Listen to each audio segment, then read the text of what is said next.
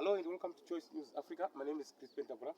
Today I've got Bishop Nharo of the Shamiso Apostolic.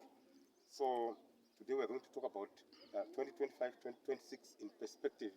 I'm not going to preempt what he's supposed to tell us as a man of God. Over to you. Thank you. Thank you very much.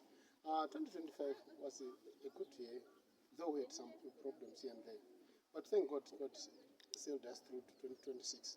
However, there are a lot of things which we anticipate as people and as the government of Zimbabwe. People have to pray to support the government in everything we are doing because our kids are failing to get jobs. That's the main area which you have to look at.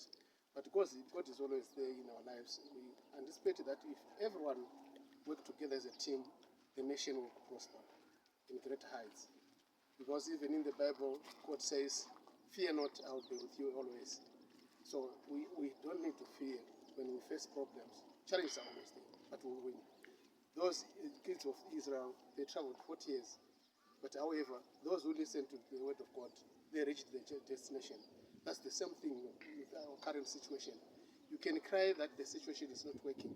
But one thing for sure, you also need to work for yourself, work hard, support the government, support the mitigation of the government, and also come up with the plans which can work out for us.